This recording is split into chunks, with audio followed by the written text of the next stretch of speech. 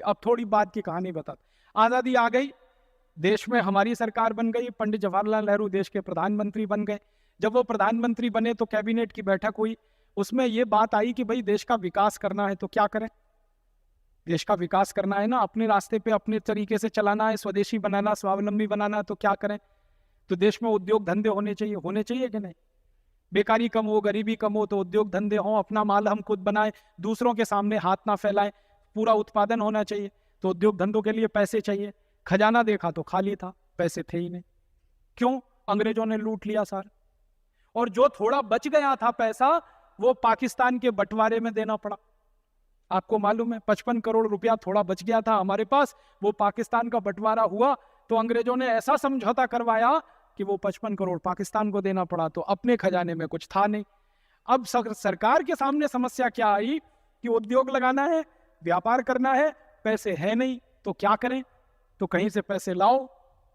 तो वहां फिर एक दूसरी गलती हुई।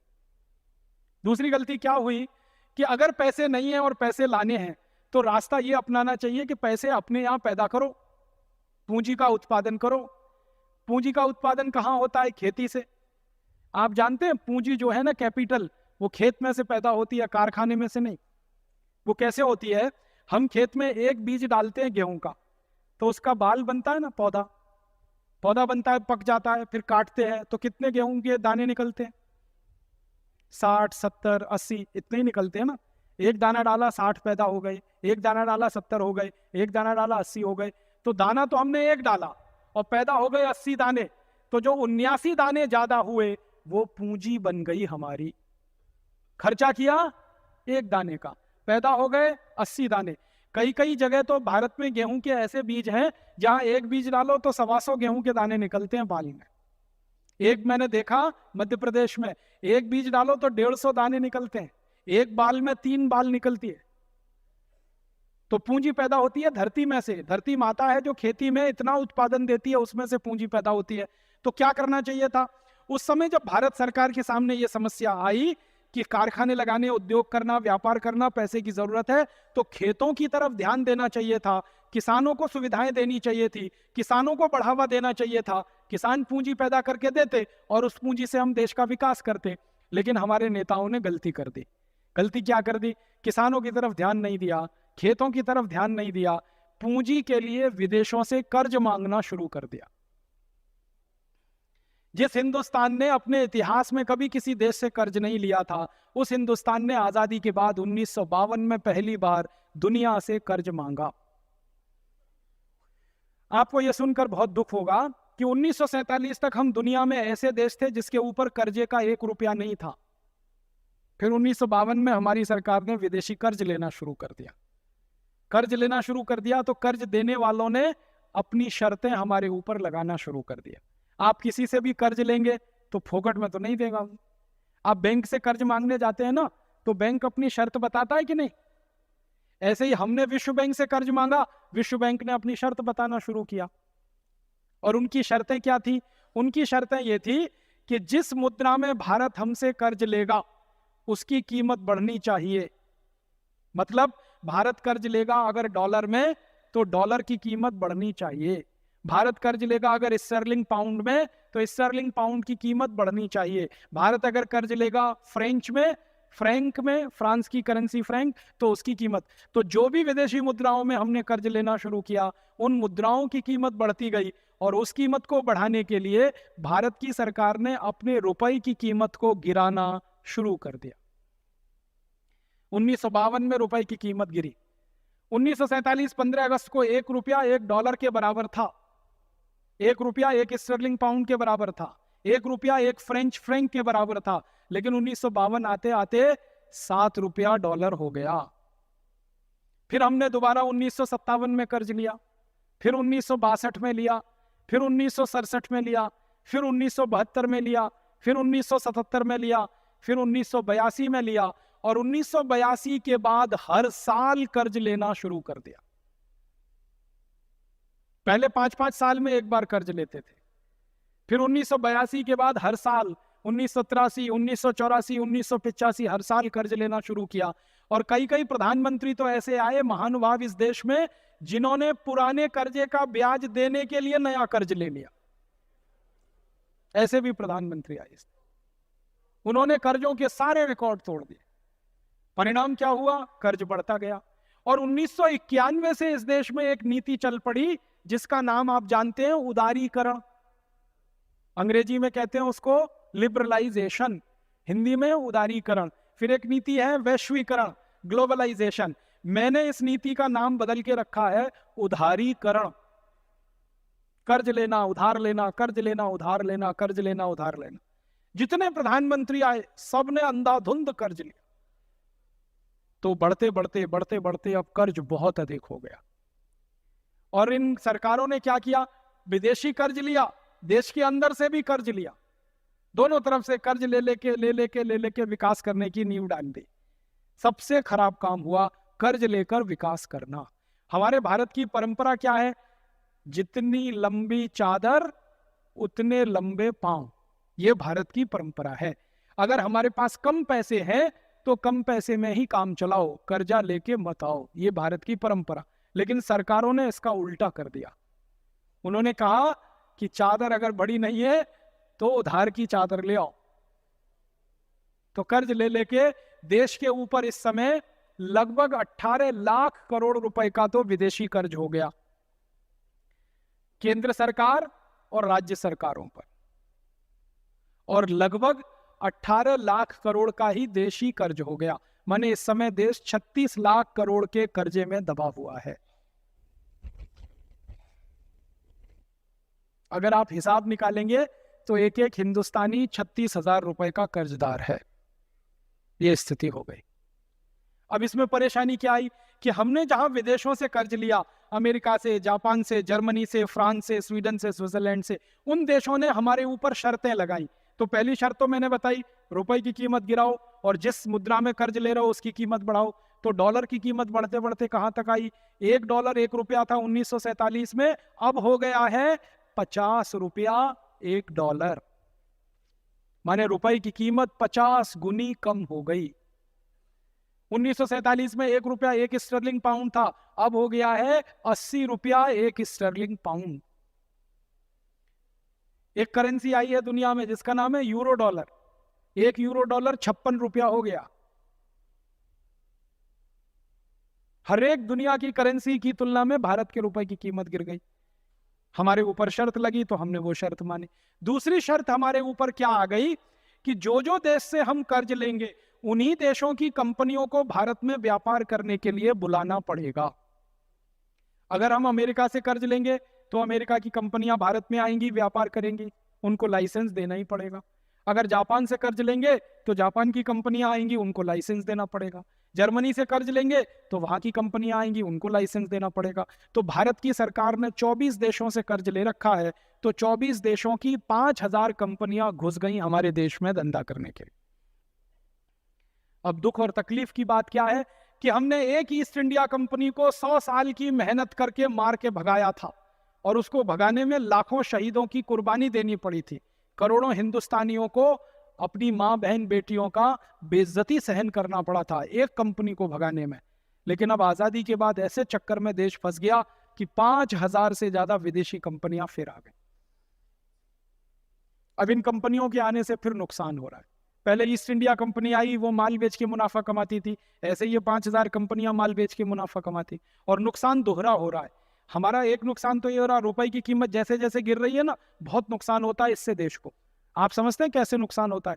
1947 में अगर हम 1 रुपए का माल अमेरिका को बेचते थे तो हमको $1 मिलता था। अब 2009 में हमको 50 रुपए का माल बेचना पड़ता है, तब $1 मिलता है। माने माल हमारा 50 गुना ज्यादा जाता है, डॉलर हमारे पास एक ही आता है। सोचो कितना बड़ा नुकसान है देश का। एक उदाहरण से समझाता हूं, ये आप सबको समझाइएगा। रुपए की कीमत जब गिरती है तो नुकसान क्या होता है। हम हिंदुस्तान से कच्चा लोहा बेचते हैं दूसरे देशों को। तो जब हम आजाद हुए ना, हमने कच्चा लोहा पहली बार जब बेचा दूसरे देशों को तो उसकी कीमत थी 7 रुपया किलो, आयरन ओर। अब क्या हुआ, रुपए की कीमत गिरती गई गिरती गई गिरती गई, तो वही कच्चा लोहा अब हम दुनिया के देशों को बेचते हैं तो उसकी कीमत है 15 पैसा किलो। हमारा जो माल दुनिया में बिकता था ना 7 रुपए किलो, अब बिकता है 15 पैसा किलो। आप सोचो 1 किलो कच्चा लोहा बेचने पर 6 रुपए 85 पैसे का नुकसान होता है। और एक साल में कर्नाटक राज्य अकेला 2 करोड़ मीट्रिक टन कच्चा लोहा बेचता है, 14,000 करोड़ रुपए का नुकसान होता है। फिर महाराष्ट्र राज्य बेचता है, उसको नुकसान होता है। फिर झारखंड बेचता है, उसको नुकसान होता है। फिर उड़ीसा बेचता है। तो हिंदुस्तान को हर साल 60 से 70 हजार करोड़ का नुकसान तो कच्चा लोहा बेचने से हो रहा है, क्योंकि रुपए की कीमत कम है, डॉलर की कीमत ज्यादा है। और एक उदाहरण से समझाता हूं, आप इसको ऐसे समझ लो, अगर आप बासमती चावल खाना चाहो अपने घर में तो क्या भाव मिलेगा? 50 रुपए किलो मिलेगा। जो चावल आप खाओगे 50 रुपए किलो, रुपए की कीमत कम होने से वो चावल दुनिया के देशों को बेचा जाएगा 1 रुपए किलो। जो चीज आपको मिलेगी 50 रुपए किलो, दूसरे देश उसको खरीदेंगे हमसे 1 रुपए किलो। ये है नुकसान। हिंदुस्तान में आम होता है ना, सबसे अच्छी क्वालिटी का आम है अल्फेंजो, सुना है? महाराष्ट्र वाले जानते होंगे। और एक है रत्नागिरी, एक है हापुस, एक है केसर, गुजरात में जो होता है काफी। तो ये सबसे अच्छी क्वालिटी के आम है। इनको छूना तो दूर की बात है, देखना हो तो कीमत सुन के कभी आ जाती है। 12 आम 500 रुपए का है, 500 रुपए डजन का। तो आप खरीदोगे तो आपको वो आम मिल रहा है 500 रुपए में 12। वही आम हिंदुस्तान से एक्सपोर्ट हो रहा है 40-50 रुपए में 12, क्योंकि रुपए की कीमत कम है, डॉलर की कीमत ज्यादा है। आप बादाम, काजू, किशमिश, मुनक्का खरीद के खाते हो ना 300-400 रुपए किलो, ये चीजें विदेशों को एक्सपोर्ट हो जाती हैं 60-70 रुपए किलो। कारण रुपए की कीमत कम है, डॉलर की कीमत है। तो होता क्या है, हमारी हर चीज दूसरे देश में सस्ती बिकती है, और इसका उल्टा क्या होता है, दूसरे देशों से हम कुछ भी खरीदें तो वो महंगा पड़ता है, बहुत महंगा पड़ता है। डीजल खरीदें, पेट्रोल खरीदें, केरोसिन खरीदें, एलपीजी खरीदें, ये बहुत महंगा पड़ता है। तो जो बेच रहे हैं वो 50 गुना सस्ता है, जो खरीद रहे हैं वो 50 गुना महंगा है। अगर दोनों को एक साथ जोड़ दो तो 100 गुने का नुकसान पूरे देश को हो रहा है, लाखों करोड़ों रुपए का नुकसान हो रहा है। और दूसरा नुकसान क्या हो रहा है, जिन जिन देशों से हमने कर्ज लिया उन देशों की कंपनियां आ गई व्यापार करने के लिए। अमेरिका से कर्ज लिया तो अमेरिका की कंपनियां आ गई, Pepsi Cola, Coca Cola, Colgate Palmolive, Procter and Gamble, Reckitt and Colman, Johnson and Johnson, आदि आदि कंपनियां आ गई। ब्रिटेन से कर्ज लिया तो वहां की आ गई, जर्मनी से लिया तो वहां की आ गई। इन देशों की कंपनियों ने ऐसा व्यापार फैलाया है पूरे देश में, लाखों करोड़ों लूट के ले जा रहे हैं। कैसी लूट कर रही है ये कंपनियां, कुछ नाम लेके बताता हूं। हमारे देश में एक कंपनी है कनाडा की, उसका नाम है बाटा, सुना है? बाटा जूता बेचती है। ये अमेरिका की, कनाडा की कंपनी है, भारत की नहीं। नाम लिखा हुआ है बाटा इंडिया लिमिटेड, तो आपको भ्रम हो जाएगा कि ये इंडिया की कंपनी है, नहीं, वो कनाडा की कंपनी जूते बेचती। जूते कैसे बेचती है, वो जूते बनवाते हैं, बनाते नहीं है।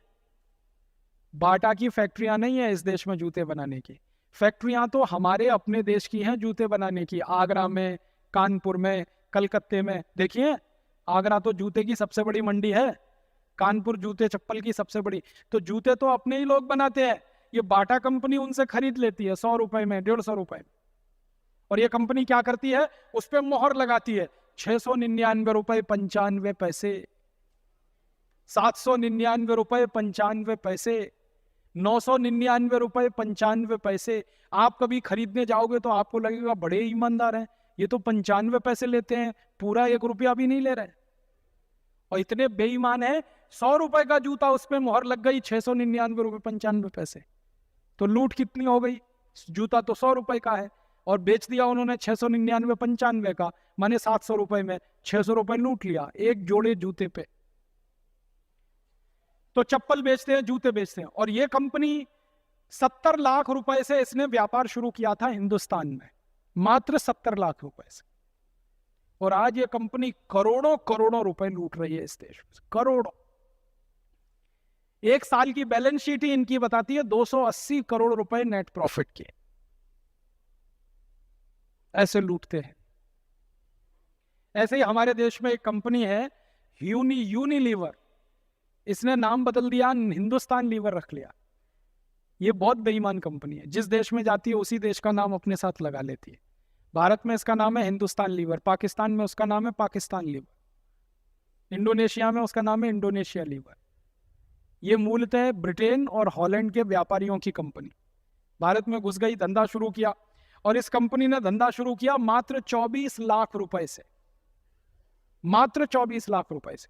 और आज ये कंपनी एक साल में 2000 करोड़ रुपए लूट कर ले जा रही है। 2000 करोड़ एक साल, 24 लाख से धंधा शुरू। ऐसी एक अमेरिका की कंपनी है हमारे देश में, उसका नाम है कॉलगेट पामोलिव, जानते हैं आप, टूथपेस्ट बेचते हैं। उसने हिंदुस्तान में 15 लाख रुपए से धंधा शुरू किया, मात्र 15 लाख से, और आज लगभग 300 करोड़ रुपए के आसपास वो लूट के ले जा रहे। और ऐसे ही मैं बताता जाऊं तो 5000 कंपनियां हैं, 2-4 मैंने आपको बताया। बहुत जल्दी इस विषय पर एक पुस्तक छप रही है जो आपको मिलेगी, उसमें सारा डिटेल है। तो ऐसी ये सारी कंपनियां हिंदुस्तान में थोड़ी थोड़ी पूंजी से धंधा शुरू करके हजारों करोड़ रुपए कमा रहे हैं। एक साल में हिंदुस्तान से ये सारी कंपनियां जो 5000 हैं, कोई जूता बेच रही है, कोई साबुन बेच रही है, कोई मंजन बेच रही है, जैसे कॉलगेट पामोलिव टूथपेस्ट और टूथ पाउडर बेचती है, बाटा जूता बेचती है, Hindustan Lever Lux Lifebuoy Liril Rexona ये साबुन बेचती है, नहाने का, कपड़ा धोने का। ऐसे ही जॉनसन एंड जॉनसन है, वो कुछ दवाएं बेचती है, पार्क डेविस है, वो दवाएं बेचती है। तो दवाएं बेचने वाली, कॉस्मेटिक्स बेचने वाली, टॉयलेटरीज के आइटम बेचने वाली 5000 से ज्यादा कंपनियां हैं, और एक साल में इस देश का 2,32,000 करोड़ रुपए लूटती हैं कुल मिला के। 2,32,000 करोड़। मुझे तकलीफ इस बात की है कि पहले अंग्रेज हमको लूटते थे तो डकैती करते थे, घर में घुसते थे, मारामारी करते थे, बंदूक चलाते थे, तलवार चलाते थे और लूट के ले जाते थे। अब ये कंपनियां दूसरे तरह की डकैती करती, ये बंदूक नहीं चलाती, तलवार नहीं चलाती, ये आपका दिमाग खराब करके लूट के ले जाते, और हम खुशी से लुटवाते हैं इनसे अपने आप। पहले मजबूरी में लुटते थे, अब मजे में लुट रहे हैं। कैसे? इन कंपनियों ने हिंदुस्तानियों की एक कमजोरी पकड़ ली है, हमारी एक बड़ी भारी कमजोरी है। वो पता है कमजोरी क्या है? अगर कोई हमको बार बार झूठ बोलता रहे, हम थोड़े दिन में उसको सच मानने लगते। ये हमारी बहुत बड़ी कमजोरी। ये विदेशी कंपनी वाले क्या करते हैं? टीवी पे विज्ञापन दिखाते हैं, सवेरे से शाम तक विज्ञापन दिखाते हैं, 1 बार 2 बार 10 बार 20 बार 50 बार 100 बार 200 बार 1000 बार बार बार, और आप देख देख के इतने पागल हो जाते हैं कि चुपचाप वो चीज खरीद के ले आते हैं बिना सोचे समझे। और विज्ञापन कैसे आता है? आप टीवी का चैनल खोलो तो सबसे पहले विज्ञापन देखना पड़ेगा। कोई भी चैनल खोल लो, आपको अगर समाचार देखना है, आज तक खोल लो, स्टार न्यूज खोल लो, जी न्यूज खोल लो, कोई भी न्यूज खोल लो, होता क्या है? न्यूज आती है 2 मिनट, विज्ञापन आता है 3 मिनट। 2 मिनट न्यूज, 3 मिनट विज्ञापन, 2 मिनट न्यूज, 3 मिनट विज्ञापन, 2 मिनट न्यूज, 3 मिनट विज्ञापन, 2 मिनट न्यूज, 3 मिनट। अब होता अंत में पता है क्या है? न्यूज तो भूल जाती है, विज्ञापन याद हो जाता, क्योंकि न्यूज तो बदलती रहती है ना, हर 2 घंटे 3 घंटे में, तो भूल गए। विज्ञापन सबको याद हो गया, परमानेंट याद हो। मैं बहुत लोगों से पूछता रहता हूं जो रोज न्यूज देखते हैं कि भाई कल क्या समाचार देखा, तो कहते हैं याद नहीं। फिर उनसे पूछो विज्ञापन क्या देखा, तो वो याद है, ठंडा मतलब कोका कोला, तुरंत याद आ जाता है विज्ञापन, क्योंकि दिमाग में घुस गया बार बार। तो हम हिंदुस्तानी क्या करते हैं? इनका विज्ञापन देख देख के माल खरीद लेते, और विज्ञापन इस तरह से बनाते हैं जिसमें लोगों का विवेक शून्य हो जाता है। एक विज्ञापन है, विदेशी कंपनी है, लाइफ बॉय साबुन बेचती है। क्या विज्ञापन आता है? लाइफ बॉय है जहां, अच्छा अब आप सोचो कि लाइफ बॉय है जहां तंदुरुस्ती है वहां, इसका माने तंदुरुस्ती लाइफ बॉय से आ रही है, तो रोटी पानी क्यों कर रहे हो भाई? खाना क्यों खा रहे हो? लाइफ बॉय लगाओ, रगड़ रगड़ के नहाओ, तंदुरुस्ती आती रहेगी। और आप बताओ, तंदुरुस्ती का साबुन लाइफ बॉय हो सकता है? तंदुरुस्ती का आधार दूध हो सकता है, दही हो सकता है, सब्जियां हो सकती है, चावल हो सकता है, आटा हो सकता है, गेहूं हो सकता है। लाइफ बॉय कब से हुआ? अब अकल की बात तो यही है ना, साबुन तंदुरुस्ती का आधार नहीं होता, लेकिन हम जबरदस्ती लाइफ बॉय खरीदते हैं। एक जमाना था कि कोई लाइफ बॉय नहीं खरीदता था, आज इस कंपनी का 7 करोड़ लाइफ बॉय साल में बिक जाता है, और लोग रगड़ रगड़ के नहाते हैं इस उम्मीद में कि आज तंदुरुस्त हो जाएंगे, कल हो जाएंगे, परसों हो जाएंगे, 20 दिन बाद हो जाएंगे। और कैसे मूर्ख बनाती है ये कंपनी, वो विज्ञापन में कहते हैं लाइफ बॉय मैल में छुपे कीटाणुओं को धो डालता है। मैल को नहीं धोता, मैल में छुपे हुए कीटाणुओं को धोता है, और कीटाणुओं को मारता नहीं है, धोता है।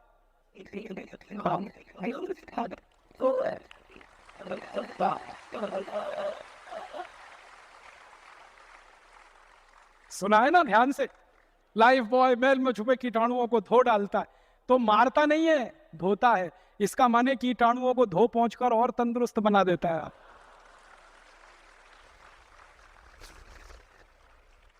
अब ये मूर्खता है कि नहीं? इस मूर्खता में सारा देश परेशान है। और सारा देश क्या परेशान है? लाइफ बॉय खरीद रहे हैं, पैसे हिंदुस्तान लीवर विदेशी कंपनी को दे रहे हैं। और कितने पैसे दे रहे हैं? लाइफ बॉय आता है 10 रुपए का, कभी कभी आता है 12 रुपए का। लाइफ बॉय दुनिया का सबसे घटिया साबुन है, आपको मालूम है? आप पूछोगे कैसे? दुनिया में 3 तरह के साबुन होते हैं। एक होते हैं बाथ सोप। बाथ सोप का माने नहाने का साबुन, स्नान करने का साबुन। एक होते हैं टॉयलेट सोप। टॉयलेट सोप माने हाथ धोने का साबुन, संडास घर में से निकले तो हाथ धोने का साबुन, टॉयलेट सोप। और एक होता है कार्बोलिक सोप। कार्बोलिक सोप का माने है जानवरों को नहलाने का साबुन। लाइफ बॉय कार्बोलिक सोप है। ये वो खुद कहते हैं, कंपनी वाले कहते हैं, मैं नहीं कहता। कंपनी डिक्लेयर करती है कि ये बाथ सोप नहीं है, टॉयलेट सोप नहीं है, ये कार्बोलिक सोप है। और यूरोप के देश में लाइफ बॉय से कुत्ते नहाते हैं, बिल्लियां नहाती हैं, गधे नहाते हैं। और उस लाइफ बॉय से हिंदुस्तान के 7 करोड़ लोग रगड़ रगड़ के नहाते हैं। ऐसा दिमाग खराब हमारा हुआ ये विज्ञापन देख। और ये जो कार्बोलिक सोप है ना, ये बनता कैसे है इसको भी जान लो। बाथ सोप बनाते हैं, ये हिंदुस्तान लीवर का बाथ सोप है, जैसे लक्स, जैसे लिरिल, जैसे रेक्सोना। इसी का एक साबुन है पियर्स, तो वो सब बाथ सोप है। उसको बनाने के बाद ये कुछ और साबुन बनाते हैं, जैसे रिन, उसी का है। जैसे सर्फ, तो कपड़ा धोने का साबुन बनाया, नहाने का साबुन बनाया। उन दोनों को बनाने के बाद जो कचरा बच गया, उससे कार्बोलिक सोप बनाया लाइफ बॉय। और वो सबसे ज्यादा बिकता है इस देश में। जो सबसे घटिया साबुन है वो सबसे ज्यादा बिकता है। इसके घटिया होने का प्रमाण क्या है? साबुन में केमिकल जितना ज्यादा, साबुन उतना ही घटिया। और केमिकल उसमें जो सबसे खराब केमिकल है, जो आपकी त्वचा को खराब करता है, मैं आपको उसका प्रमाण देता हूं। आप लाइफ बॉय से नहाइए, नहाने के बाद जब शरीर सूख जाए ना, तो नाखून से ऐसे लाइन खींचिए, सफेद रंग की लाइन खींच जाएगी। कैसे खींची? लाइफ बॉय के केमिकल कचरे ने आपकी त्वचा के तेल को पूरी तरह से सुखा दिया, तो त्वचा एकदम रूखी और सूखी हो गई। और जिनकी त्वचा रूखी और सूखी होती है और बार बार आप उस पर साबुन रगड़ेंगे, तो एक दिन आपको एक्जिमा होने ही वाला है, सोराइसिस होने ही वाला है, चमड़े के रोग होने ही वाले हैं आपको। तो लाइफ बॉय लगा लगा के त्वचा को रूखा बना रहे हैं, फिर चमड़े के रोग आ रहे हैं। चमड़े के रोग आ रहे हैं तो फिर उनको ठीक करने के लिए डॉक्टरों के पास जा रहे हैं, फिर उनकी दवाएं खा रहे हैं, फिर उन दवाओं से शरीर पर साइड इफेक्ट आ रहा है, फिर उसके लिए इलाज करा रहे हैं। क्या घन चक्कर में फंस गए हम। और मैंने इस कंपनी की बैलेंस शीट में से एक दिन हिसाब निकाला, एक लाइफ बॉय बनाने में इस कंपनी का मुश्किल से 2 रुपया खर्च होता है, और उसको ये 10-12 रुपए में बेच लेती है। मुनाफा इस कंपनी का सैकड़ों नहीं हजारों प्रतिशत में। ऐसे ये काम करते। इस कंपनी का एक साबुन है ना पियर्स, वो तो 25-30 रुपए का है, 6-6.25 रुपए में बनता है, 25-30 में ये कंपनी बेच लेती है उसको। इस कंपनी का एक वॉशिंग पाउडर है ना, 19-20 रुपए किलो में बनता है, और उसको ये कंपनी 150 रुपए किलो तक बेच लेती है वॉशिंग पाउडर। ऐसे लूट रही है ये कंपनी। और हर साल मैंने बताया ना, 2000 करोड़ रुपए जा रहे हैं आपके मेरे खून पसीने की कमाई के। तो क्या करना चाहिए? तो वही करना चाहिए जो कभी लोकमान्य बाल गंगाधर तिलक ने किया था, वही करना चाहिए जो लाला लाजपत राय ने किया था। वही करना चाहिए जो विपिन चंद्र पाल ने किया था।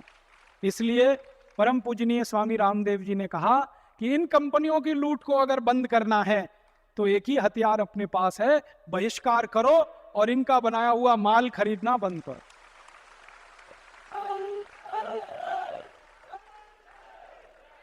करेंगे ना? तो आज के बाद भारत स्वाभिमान का कोई भी सेनानी, आज के बाद भारत स्वाभिमान का कोई भी कार्यकर्ता, आज के बाद भारत स्वाभिमान का कोई भी सहयोगी, कोई भी समर्थक हिंदुस्तान लीवर कंपनी का एक भी सामान नहीं खरीदेगा। यही हमारा संकल्प।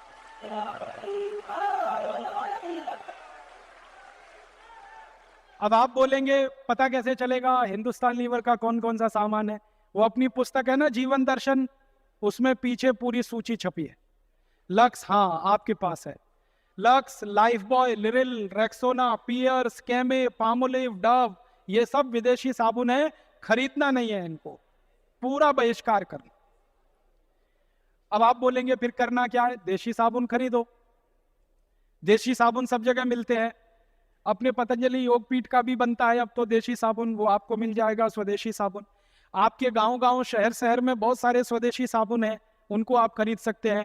सूची में सबका नाम दिया है, निरमा है, नीमा है, मैसूर संदल है, चंद्रिका है, मेडिमिक्स है, कुटीर है, बहुत सारे स्वदेशी साबुन है। अपना पतंजलि योगपीठ का साबुन है, कांति नाम है उसका, तेजस नाम है उसका, तो अपने हैं और अपने गांव में भी हैं। तो सारे स्वदेशी साबुन उपलब्ध हैं, आप उनको खरीदो। और मेरी बात मानो तो और एक कदम आगे बढ़ो, बिना साबुन के ही नहाओ, साबुन लगाने की जरूरत ही नहीं। आप बोलोगे कैसे नहाए? जब स्नान करते हो ना तो शरीर को खूब अच्छे से रगड़ लो, मैल सब निकल जाता है, पानी से नहा लो। और एक तरीका है, तौलिया होती है ना, तौलिया गीला करके उससे रगड़ लो, पानी से नहा लो, साबुन की जरूरत नहीं। और एक अच्छा तरीका है, थोड़ा बेसन ले लो, बेसन, चने का आटा, उसमें दूध मिला लो, उसका पेस्ट बना लो, उसको रगड़ के नहा लो, साबुन की जरूरत नहीं। एक बहुत अच्छी मुल्तानी मिट्टी आती है, गांव-गांव मिलती है, मुल्तानी मिट्टी को पानी में भिगो दो, सवेरे तक नरम हो जाएगी, रगड़ के नहा लो, साबुन की जरूरत नहीं। नहीं तो दूध से नहा लो। अच्छा ये बताओ, हम जब किसी बड़े बुजुर्ग के पांव छूते हैं तो वो क्या कहते हैं? दूधो नहाओ पूतो, आशीर्वाद देते हैं कि नहीं? कभी किसी ने ये कहा दूधो नहाओ या लाइफ बॉय लगाओ पूतो फलो, लक्स लगाओ पुत्रियां फलो? नहीं कहा ना। सब बोलते हैं दूधो नहाओ पूतो फलो, तो दूध से नहाओ, बुजुर्गों की इतनी तो मानो। तो आप बोलोगे जी दूध बड़ा महंगा है, साबुन से सस्ता है। साबुन आता है 100 ग्राम 15 रुपए का, तो 1 किलो कितने का हुआ? 150 रुपए का। 1 किलो दूध आता है 20 रुपए का, साबुन से सस्ता है। और नहाने में दूध जो है ना, 1 चम्मच खर्च होता है। हाँ, एक बार के नहाने में 1 ही चम्मच दूध लगता है। मैं तरीका बताता हूँ आपको, कल नहा लेना या घर जाके नहा लेना। 1-2 चम्मच दूध लेना, बिना गर्म किया हुआ कच्चा दूध लेना, उसको शरीर में लगाना, जैसे तेल लगाते हैं ना, तेल लगा के हल्की हल्की मालिश करना। तो दूध की सबसे बड़ी विशेषता है, जैसे ही लगाओगे तो सारे मैल और गंदगी को बाहर निकाल देता है। आपको मालूम है, बड़े बड़े, सुनो, बड़े बड़े जो ब्यूटी पार्लर्स है ना, 5 स्टार, वहां पे लोग जाते हैं मिल्क क्लिनजिंग कराने के लिए। मिल्क क्लिनजिंग समझते हैं? दूध से चेहरे की सफाई करवाना। अगर वो दूध से चेहरे को साफ करा सकते हैं तो आप दूध से शरीर साफ क्यों नहीं कर सकते? बस अंतर इतना है कि 5 स्टार ब्यूटी पार्लर में मिल्क क्लिनजिंग 500 रुपए में होती है, मैं फोकट में बता रहा हूं आपको। नहा के देखो दूध से, थोड़ा 2 चम्मच दूध ले लो, मैं बहुत बार नहाता हूं, 2 चम्मच दूध ले लो, लगा लो तेल की तरह से, तो सारा मैल गंदगी निकल जाएगा। फिर पानी से डाल दो तो सारा मैल और गंदगी आपकी आंखों से जाता हुआ दिखाई देगा। आप देख लो, गंदगी निकालने के लिए स्नान किया जाता है, और गंदगी निकालने की सबसे ज्यादा ताकत दुनिया में अगर किसी एक चीज में है तो वो दूध है। इसलिए हमारे देश में दूध से नहाया जाता है और दूध से नहलाया जाता है। तो आप भी नहाओ। अब इसका फायदा क्या होगा? साबुन विदेशी नहीं बिकेंगे, और या नहाना है तो देशी साबुन से नहाओ, तो पैसा देश के बाहर नहीं जाएगा। मैंने हिसाब निकाला था कि सब लोग साबुन लगाना बंद करें और उतने रुपए से दूध खरीद के नहाना शुरू करें तो करोड़ों किसानों को फायदा होने लगेगा, दूध की बिक्री बढ़ जाएगी। अब दूध की बिक्री बढ़ेगी तो दूध की मांग बढ़ेगी, दूध की मांग बढ़ेगी तो ज्यादा गाय पालनी पड़ेगी, ज्यादा भैंस रखनी पड़ेगी, ज्यादा गाय भैंस पालेंगे तो पशुधन बढ़ेगा, पशुधन बढ़ेगा तो उनका गोबर ज्यादा मिलेगा, गोबर ज्यादा मिलेगा तो खाद ज्यादा बनेगी, खाद ज्यादा बनेगी तो खेतों में पड़ेगी, और खेतों में पड़ेगी तो सोना उपजेगा।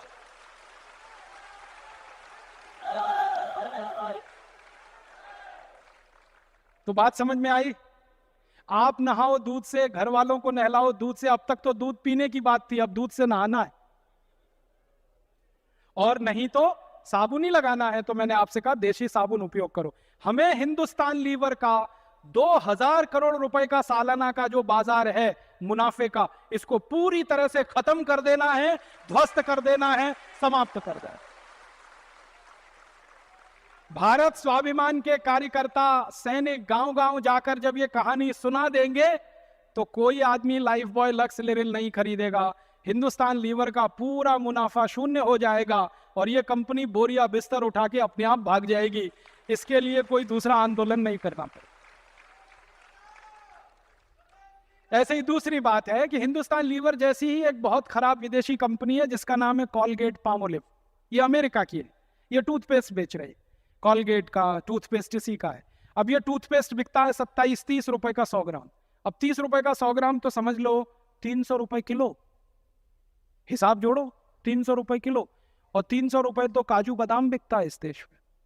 उनका टूथपेस्ट 300 रुपए किलो बिकता है। बादाम का क्या भाव है? अरे वो तो बहुत अच्छी क्वालिटी है महाराज, कम क्वालिटी का ले लो तो 300 रुपए किलो मारा मारा फिर रहा है। तो बादाम मिलता है 300 रुपए किलो और यहां टूथपेस्ट मिल रहा है 300 रुपए किलो। और पढ़े लिखे मूर्ख लोग क्या कर रहे हैं, 300 रुपए किलो का पेस्ट दांतों में रगड़ के थूक रहे हैं वॉश बेसिन में और कहते हैं हम बड़े स्मार्ट हैं। 300 रुपए किलो की चीज थूक रहे हैं। 150-200 रुपए किलो का देशी घी रोटी पे लगा के खा रहे हैं, 300 रुपए किलो का पेस्ट थूक रहे हैं वॉश बेसिन में और कहते हैं हम बड़े स्मार्ट हैं। तो मैं उनसे कहता हूं और स्मार्ट बनो भाई। तो कहते हैं क्या करें? मैं कहता हूं ये 300 रुपए किलो का पेस्ट थूकते क्यों हो भाई? रोटी पे लगा लगा के खा लो इसको, क्योंकि घी से महंगा है। आप ये मूर्खता मत करना। ये 300 रुपए किलो का पेस्ट मुंह में क्यों लगाना? बंद करो, इसको खत्म करो। Colgate, Closeup, Pepsodent, Cibaca, foreign, हजारों करोड़ रुपए देश का नुकसान है। तो आप बोलोगे फिर दांत कैसे साफ करें? दांत साफ करने के लिए स्वदेशी टूथपेस्ट है कि नहीं? अपना दंत कांति है पतंजलि योगपीठ का, तो और नहीं तो दंत मंजन है, दिव्य दंत मंजन है, और नहीं तो और स्थानीय दंत मंजन है, लाल दंत मंजन, काला दंत मंजन, ये दंत मंजन, वो 20 तरह के दंत मंजन गांव गांव में है। और उससे भी अच्छी नीम की दातुन है, tax free, cost free, side effect नहीं है, एक्सपायरी डेट कुछ भी नहीं है क्या? जिस गांव में है वहीं तोड़ के कर लो, बबूल की कर लो, कीकर की कर लो, आम की दातुन होती है, पाकड़ की दातुन होती है, अमरूद की दातुन होती है, 12 तरह के वृक्षों से दातुन होती है। तो दातुन कर लो, दंत मंजन कर लो, अपना दंत कांति कर लो। ये विदेशी पेस्ट, कॉलगेट, क्लोजअप सब बंद। हजारों करोड़ रुपए बचाना है देश का। उससे दांत अच्छे भी रहेंगे, स्वस्थ भी रहेंगे। आपको मालूम है दांत साफ करने के पीछे 2 उद्देश्य हैं। एक तो दांतों में जो अन्न कण फंसे ना ये निकल जाए, दूसरा मसूड़ों की मालिश हो।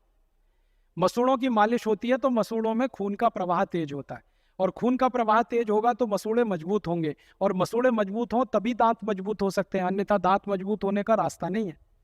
तो मसूड़े मजबूत करने का तो एक ही तरीका है, उंगली से दांत घिसो, तो दंत मंजन करो, तो दंत मंजन से दांत तो साफ होंगे, मसूड़े मजबूत होंगे। 2 in 1 है, एक काम करो 2 का फायदा। तो अपना तो दिव्य दंत मंजन सबसे ही अच्छा है, उसका उपयोग करो। और दिव्य दंत मंजन आप खरीद रहे हो तो पैसा भारत स्वाभिमान या पतंजलि योगपीठ में ही आएगा, और वो पूरे देश के संपूर्ण स्वदेशी अभियान में लग जाएगा। आप कॉलगेट, क्लोजअप खरीद रहे हो तो पैसा विदेश जाएगा और किसी विदेशी कंपनी को अमीर बनाएगा। तो साबुन नहाने का, कपड़ा धोने का स्वदेशी, और कपड़ा धोने का साबुन में विशेष रूप से आपसे कहना चाहता हूं, जब देशी कपड़ा धोने का साबुन खरीदो ना तो वो साबुन खरीदना जिससे कपड़ा धोने में कम से कम पानी खर्च होता है। क्योंकि पानी की एक एक बूंद कीमती है। आपको मालूम है, अभी हम डिटर्जेंट पाउडर ले आते हैं, वॉशिंग पाउडर ले आते हैं, इसमें कपड़े को धोते ही जाओ, झाग निकलना बंद ही नहीं होता कभी। और आपको मालूम है, झाग निकला हुआ पानी जब हम नाली में डाल देते हैं, नाली से ये पानी कहीं खेतों में पहुंच जाता है, पूरी मिट्टी को खराब करता है, क्योंकि इसमें इतने केमिकल हैं जो मिट्टी को खत्म कर देते। इसलिए कपड़ा धोने के लिए डिटर्जेंट पाउडर, वॉशिंग पाउडर ज्यादा इस्तेमाल मत करना। कौन सा साबुन इस्तेमाल करना? वो बट्टे वाला साबुन आता है ना, पीला पीला सफेद सफेद ऑयल केक, दिल्ली में खूब बनता है, मेरठ में खूब बनता है, जगह जगह बनता है, वो इस्तेमाल करना, क्योंकि उससे कम से कम पानी में कपड़े धोए जा सकते हैं। और उस वो ऑयल केक में फायदा पता है क्या है? उसमें तेल है। अब तेल वाला पानी जब आप फेंकोगे तो ये पानी खेत में जाएगा, ये कोई नुकसान नहीं करेगा, क्योंकि तेल सरसों में से निकला है, या नारियल में से निकला है, या सोयाबीन में से निकला, आया तो मिट्टी से ही है ना, तो बायोडिग्रेडेबल है। इसलिए कपड़ा धोने के साबुन को इस्तेमाल करना बट्टे वाला, डिटर्जेंट पाउडर, डिटर्जेंट के कप।